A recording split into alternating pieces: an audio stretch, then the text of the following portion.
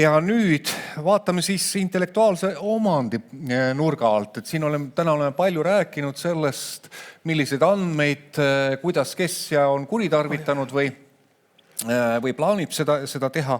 Aga üks oluline nurk kogu meediasisu käsitlemisel on autoriõigus ehk intellektuaalomand laiemalt mõttes. Ja palun nüüd siis sellest meile lähemalt rääkima siis Aleksei Kelli, kes oma igapäevases ülikoolitöös just selle teemaga tegeleb. Palun, ekraan on teie. Niimoodi, aga aitäh. Siis, et globaalsed teemad said kaetud alates demokraatiast ja lõpetades tondipüüdjatega. Aga tegelikult, et ega see autoriõigus ka ei saa jääda päris väljapoole neid protsesse. Ja nagu mul selle ettekande pealkiri on, see on avalik huvi andmestunud ühiskonnas, ehk kelle huvi ja kelle arvelt. Ja kui ma hakkasin selle ettekandega tegelema, siis mul esimene tegelikult mõte, mis mul tekkis, oli see, et juristina, kui sa millestki räägid, siis oleks hea, kui sa nagu aru saad, millest sa räägid. Ma arvan, see võib olla ainult juristi puhul ka, et defineerida ära, eks ole, nii. Siis kui mõtlema, kui ma hakkan avalikust huvist rääkima, ma kõigelt peaks nagu aru saama või kuidagi mõtestama ka enda jaoks ära huvikontseptsiooni. Ja et ega lähemal vaatusel, et ega see huvi nii lihtne ei olegi mõtestada. Et ühelt poolt me on nähtavasti subjektine huvi, see, mida mina indiviidina tahan, eks ole. Nii. See, mida mina indiviidina tahan, ei pruugi ju tegelikult tingimata mulle hea ka olla. Aga ometi ma seda tahan. Nii. Siis on selline objektiivne huvi käsitlus. See, mis on mulle hea. Et küsimus on, et kas huvi eeldab, et ma olen sellest teadlik või ma ei ole teadlik, eks ole. Ja isegi tegelikult, et huvi võib siis selle objektiivse käsitluse järgi olla ka mingi asi, mis tegelikult, mida ma ei taha, aga mis on mulle hea. Kes on lapsevanemad, saavad sellest kontseptsioonist väga hästi aru. No see on muidugi selline normatiivne käsitlus, et sellist väärtust kaitsev huvi. See oli nagu kõigelt ma üritasin nagu mõtestada, mis on huvi olemus. Nii. No veel keerulisem asi on ju tegelikult sellise asjaga nagu avalik huvi. Ja kui ma hakkasin mõtlema, et mida see avalik huvi endast tähendab või mis asi see avalik huvi on, siis üldjuhul tavainimese jaoks tähendab avalik huvi mingit halba asja tema jaoks.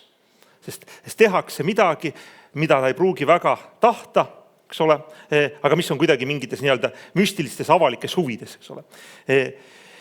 Kuna ma olen Rooma õigusega kokku puutunud, kunagi kui ma läksin ülikooli tööle, siis mulle öeldi, et kuna sa oled kõige noorem kolleeg, siis sa oled valmis Rooma õigust lugema ja kuna ma olin kõige noorem kolleeg, siis ma olin valmis Rooma õigust lugema. Ja Rooma õigusest on mulle jäänud meelde selline nii-öelda avaliku ja eraõiguse nagu eristamine. Ulpianuse poolt, kes ütleb, et eraõigus on erahuvides ja avalik õigus on nii-öelda avalikes huvides.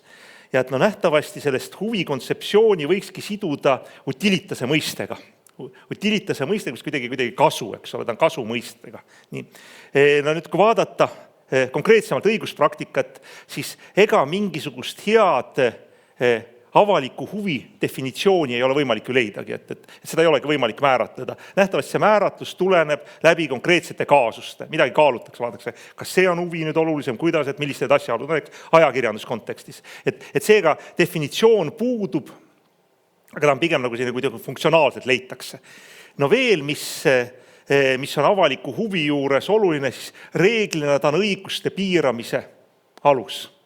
Reeglina on avalik huvi see, millega kellegi õiguseid piiratakse. Nii. No veel, mida ma vaatasin ka riigiõiguse eksperdid on kirjutanud, ja ma jagan nagu nende aru saama, et avalik huvi on mingi asi, mis on jagamatu. Põhimõtteliselt me ei saa seda ära jagada. Muidugi keskkonnakaitse me ei saa ära jagada, eesti keele kaitse me ei saa ära jagada, et igaüks võtab oma protsendi välja, et ta on nii-öelda jagamatu. Niimoodi, veel natukene huvi subjektidest.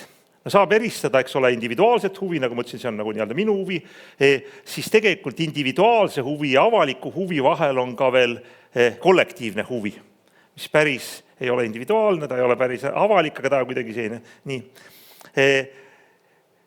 Seejuures on oluline ka huvifunktsioon.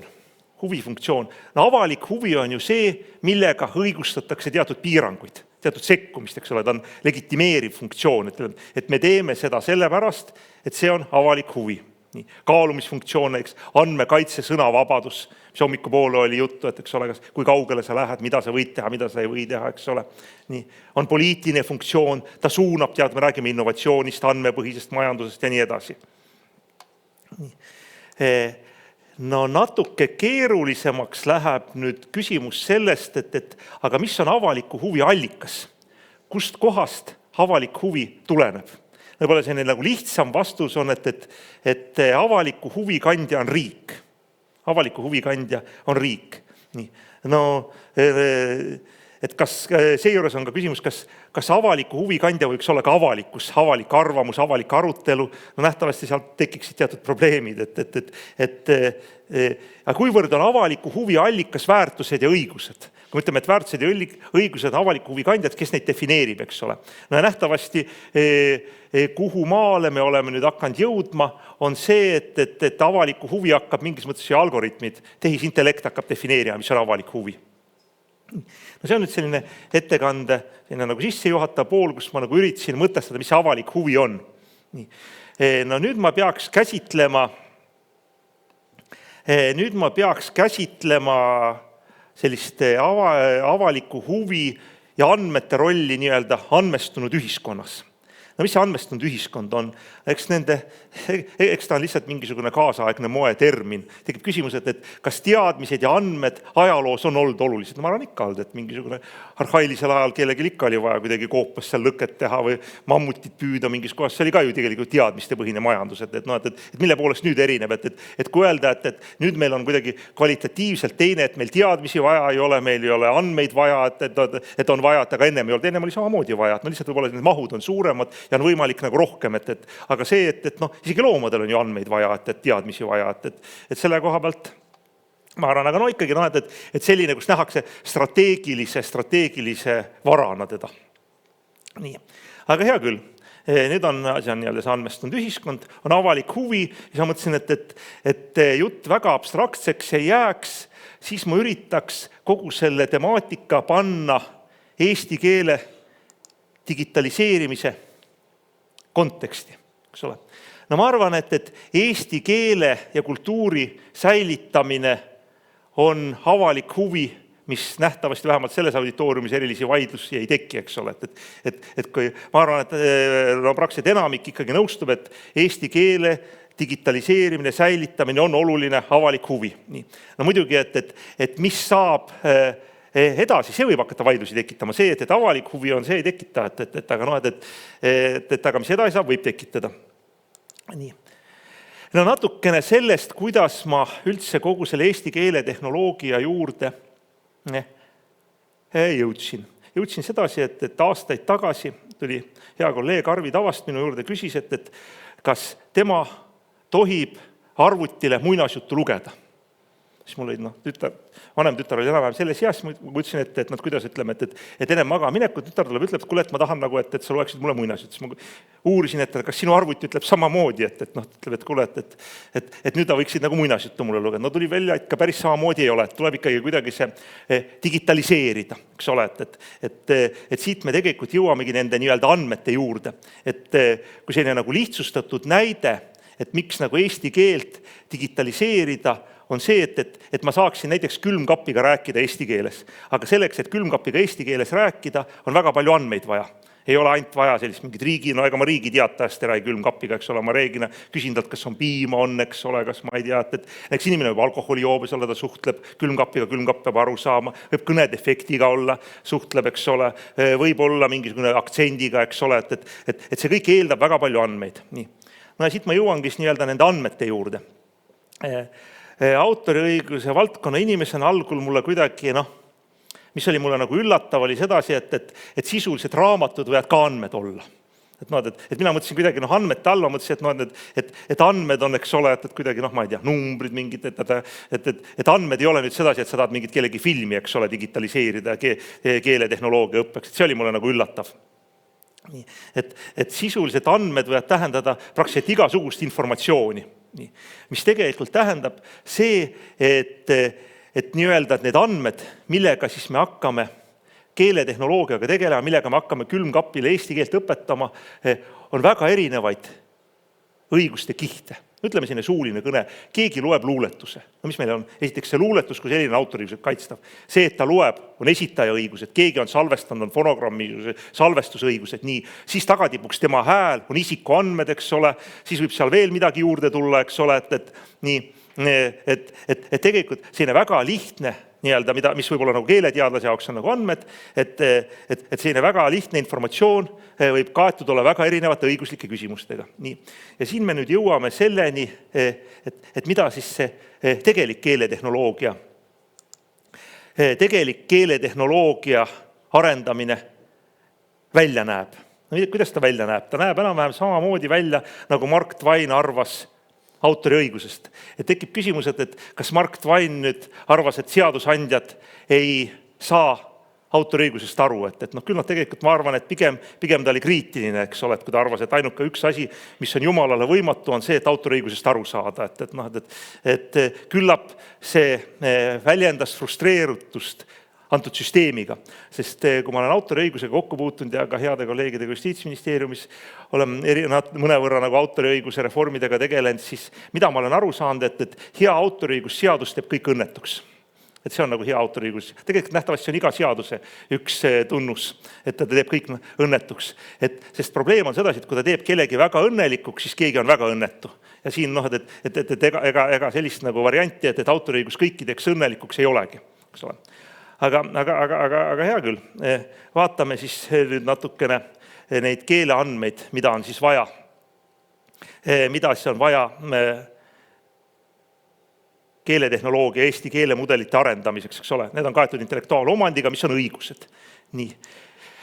No natuke ka põhiseadust veel, kui ma alustasin nii-öelda selle preambuliga, mis siis ütles, et me arendame keelt ja kultuuri, siis põhiseadus meil tegelikult näeb ette ka eraldi regulatsiooni, mis on kohati võib-olla juristi jaoks sobiva, tavainimese jaoks keeruline, ta on nagu mitme paragrahvi vahel jagatud, aga igal juhul ka põhiseadus kaitseb ka samas nii-öelda intellektuaalomandit omandina. Nii. Ja nüüd keeletehnoloogia kontekstis tuleb kõik see asetada siis võttes arvesse avaliku huvi teatud nii-öelda asukohta. Nii. Sest autoriõiguse puhul tegelikult küsimus ei ole ju ainult intellektuaalomandi kaitses. Meil on seal ka ettevõtlusvabadus, eks ole, mis annab teatud piiranguid. Meil on õigus haridusele, eks ole. Hariduskontekstis ma saan kasutada autoriõigust kaitstavaid teoseid, kui ma olin õppetööd läbi. Kunsti ja teaduse vabaduse juures ka autoriõigus on oluline ka ajakirjanduse juures, sõna- ja teabevabaduse juures, eks ole. Ja siin tulebki nüüd luua teatud tasakaal. No muidugi minemata väga sügavuti jurisprudentsi on isegi huvitav, et kuidas erinevad kohtusüsteemid mõistavad autoriõiguse tasakaalu loomist. Näiteks Euroopa Liidu kohus mõtestab sellist tasakaalu loomist, ütleb sedasi, et ainult Euroopa Liit läbi oma direktiivide, et põhimõtteliselt need igasugused erandid, tasakaalu loomismehhanismid on Euroopa Liidu käes. Kui näiteks inimõiguste kohus on aktsepteerinud, et põhimõtteliselt sõnavabaduse eesmärgil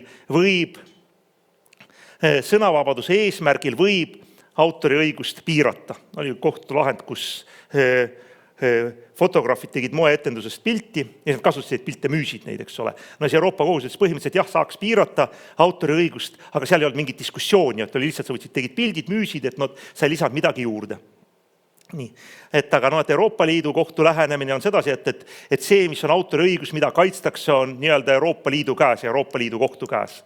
Nii. Ja kui nüüd vaadata nii-öelda seda objekti, neid andmeid, mida kasutatakse keeletehnoloogiast, on autoriõigused kaitstavad. Nii. Ja autoriõiguse kaitse saamine on küllaltki lihtne, sisuliselt peab olema nii-öelda originaalne panus, eks ole, on mingisugune kommentaar kuskil midagi, et see on juba seal, eks ole. Nii. Ja kui on selline looming, siis tekivad õigused, eks ole, on isiklikud õigused, on varalised õigused. Ma saan aru, et praegu vist oli ka Justiitsministeeriumis mingisugune isiklike õiguste reform, mis kohe tekitas palju elevust, eks ole. Nii. Et see on nüüd see õiguste pool. Nii. Ja siin me jõuamegi siis selle poole, et kuidas nagu seda andmeid kasutades siis eesti keelt digitaliseerida. Eks see nii-öelda see avalik huvi.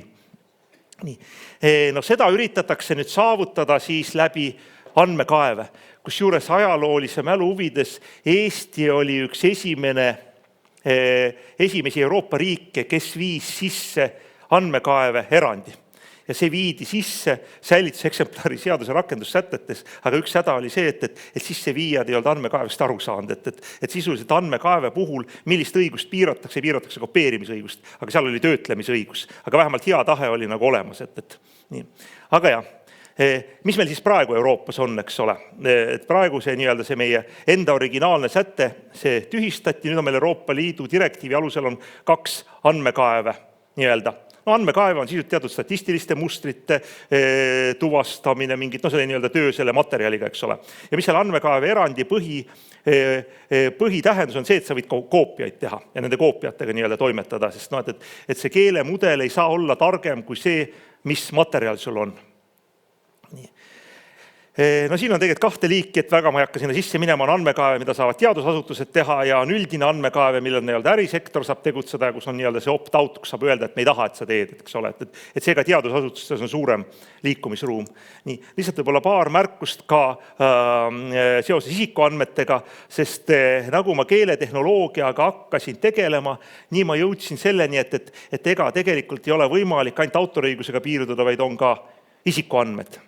Eks ole, meil on see isikuandmete kaitse üldmäärus ja häda võib olla keeletehnoloogia seisukohalt on see, et praktiliselt, kui seda nüüd tõlgendada, ta jagunevad isikuandmete kaitse üldmäärus lähevad 8, eks ole, on üldised isikuandmed ja eriliiki isikuandmed ehk kuidagi delikaatsed. Ja praktiliselt need delikaatsed on selliselt sõnastatud, et kõik on delikaatsed isikuandmed. Näiteks filosoofiline arusaam, poliitiline arusaam, et see on delikaatsed isikuandmed. Et sisu, et kui ma siin ettekannet teen, see, mida ma ütlen, see ka ju poliitiline arusaam. Seda on järelikult ka delikaatsed isikuandmed. Nii, et isikuandmete kiht tuleb juurde. No mingil määral on nii-öelda see mingil määral on teaduse eesmärgil isikuandmete kasutamine mõnevõrra paindlikum, aga erahuvides, kui tahetakse mingisugust kuidagi äriinitsiatiivil neid keeletehnoloogiaid, eesti keeletehnoloogiaga tegeldes, see on palju keerulisem. Aga hea küll, kokkuvõtteks. Mida ma siis tahtsin öelda? No esiteks, milleni ma jõudsin see, et ega seda avalik huvi ikkagi selgub teatud konkreetses kontekstis. No seda konteksti, mida ma mõtlesin näitena avada, on nii-öelda eesti keele digitaliseerimine. See ongi nii-öelda avalik huvi, meil on kultuuriline huvi, poliitiline huvi ja majanduslik huvi. Aga küsimus oli, eks ole, nii-öelda pealkirja pandud küsimus oli, et kelle huve see ja kelle arvelt, siis ma arvan, ühtpidi me ütleme, et see on meie üldine huvi, et eesti keel saaks digitaliseeritud, aga samas on ka seal, eks ole, teine pool. Teine pool on need autorid, kelle sisu kasutatakse, eks ole, aga siin me jõuame jälle selle probleemini, mida tihti öeldakse, et eks ole, et Euroopa Liit armastab reguleerida, Ameerikas toimub innovatsioon, eks ole, Hiinas imitatsioon, et ma saan aru, et väga võib-olla täiendavad regulatsioonid siin ei aita, et võib-olla tuleb mingisugune kuidagi tasakaal, kuidagi autorite kokku. No päriselt, et kas ma teen ettepaneku, et kogu selle keeletehnoloogia arendamisel tuleks nüüd kuidagi autorid kogu sellest välja jätta, et see on nüüd avalik huvi, nemad on küll tööd teinud, aga ärme neile midagi nagu anna, et vast päris sedasi ka ei saa. Aga okei, ma arvan, võib-olla sellega ma ka lõpetaks, et aitäh. Aplaus, jaa. Suur tänu. Et me jätkame diskussiooni pärast veel 2 ettekannet.